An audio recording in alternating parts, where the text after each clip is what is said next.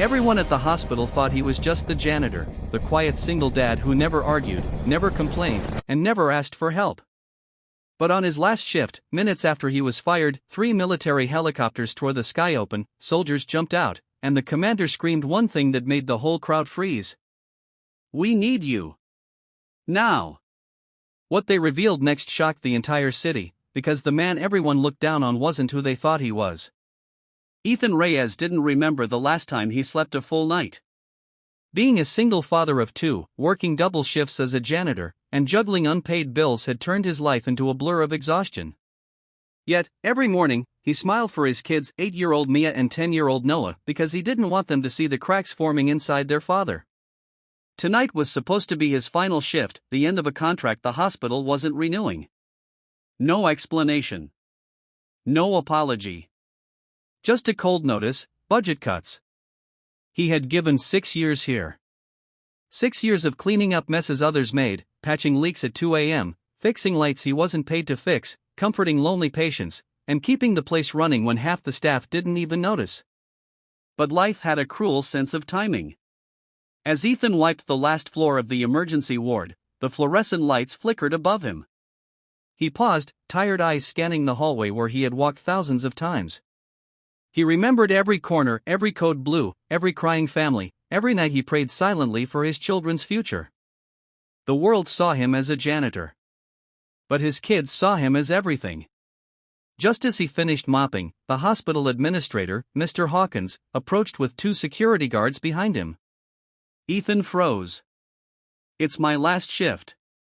I'm leaving in 10 minutes, he said calmly. Hawkins shook his head. "We're terminating you early. Effective now. You can collect your final pay tomorrow." Ethan blinked slowly. "I still have things to finish." "Not anymore," Hawkins sneered. "You're dismissed." Ethan swallowed the pain burning in his chest. He didn't argue. Fighting back wouldn't pay the rent. It wouldn't give Mia her inhaler refills. It wouldn't stop Noah from pretending he wasn't hungry when dinner was late. He removed his gloves and placed them gently in the bin. That was it. 6 years gone. He walked outside into the cold night air, head down, hands trembling. The parking lot was empty, silent, almost mocking. He wondered how he would tell his kids. How he'd smile through the news so they wouldn't worry. How he'd pretend everything was going to be okay. Then, the ground began to shake. At first, Ethan thought it was construction. Then the vibrations grew stronger. Lights in the parking lot flickered. Alarms inside the hospital began beeping. And then, thump, thump, thump, thump. Rotors. Heavy. Military grade. People rushed out of the building, nurses screaming, doctors covering their ears. 3 massive helicopters tore through the night sky, descending fast, too fast, kicking up wind that sent dust flying everywhere. Ethan shielded his eyes. Security ran. Even Hawkins ducked for cover. The helicopters landed across the parking lot with a deafening roar. Doors burst open. Armed soldiers leaped out. A woman in full tactical uniform strode toward Ethan with purpose. Everyone watched. Everyone froze. She stopped right in front of him. Her eyes were fierce, desperate. "Ethan Reyes?" she asked. His heart pounded. "Why, yes." She lifted her radio. "He's here." Confirmed. Then she turned to Ethan with urgency. "Sir, we need you. Right now." Gasps spread through the crowd.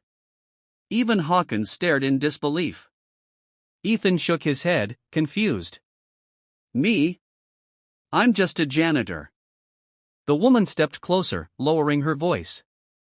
"No, sir, you're not." Before he could respond, she saluted him. "Yes," she said softly. "We found you. Commander." The world around Ethan stopped. Commander? Him? And that was how the night he lost everything became the night his hidden past came roaring back. Ethan's breath caught in his throat as the soldiers surrounded him, not aggressively, but protectively. Nurses and doctors whispered among themselves, shocked and confused. Hawkins stumbled backward, eyes bulging with disbelief. The uniformed woman continued, her tone steady. "Sir, the crisis has escalated. The situation is out of control. Without you, we don't stand a chance." Ethan stared at her like she was speaking another language. "Ma'am, you must have the wrong person. I sweep floors. I fix broken chairs. You saved an entire reconnaissance unit alone in Cunard Valley," she cut him off firmly. "You led one of the most classified operations in our history. You vanished afterward. We thought you were dead until your service number reactivated on a routine cross-search." Ethan felt his past rising like a tidal wave inside him. He had tried so hard to bury it. To protect his kids. To leave behind the violence, the missions, the things he had done. He wanted a quiet life. A peaceful one. But fate had an odd way of reminding him that some men are built for storms. A sudden distant explosion rumbled the ground. The soldiers turned their heads but didn't move. "Sir," the woman urged, "we don't have time. The city is at risk. We need your expertise. The team will not move without you." Ethan looked at the helicopter. Then at his hands, scarred, calloused, shaking. He thought of Mia's drawings on the fridge.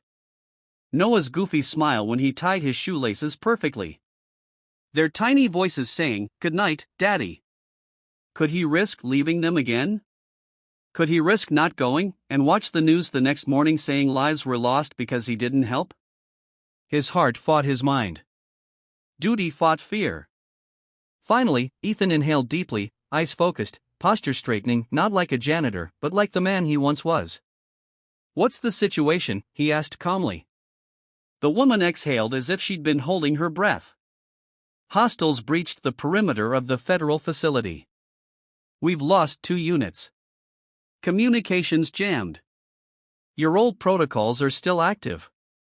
Only you can override them." Ethan nodded slowly. He didn't want this life back. But some responsibilities weren't chosen. They were earned. "All right," he said. "But my kids?" "We've arranged protection," she replied instantly. "They're safe." He closed his eyes, relief washing through him. That was his one condition. If they were safe, he could fight. Ethan climbed into the helicopter. Every soldier stood straighter. Every eye followed him. Hawkins stuttered behind him, "Wait. Ethan. I had no idea." Ethan paused at the helicopter door and looked back, not with anger, but clarity. "You never had to know," he said softly.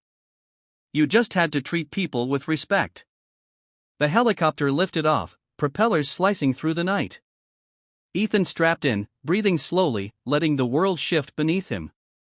For the first time in years, he felt something awaken inside him, a part he had tried to suffocate. The commander was back. But this time, he wasn't fighting for medals or missions. He was fighting for the world his children lived in. As the helicopters soared into the darkness, the city lights shrinking behind them, Ethan whispered to himself, "I won't fail again." And for the first time in a long, long time, he believed it.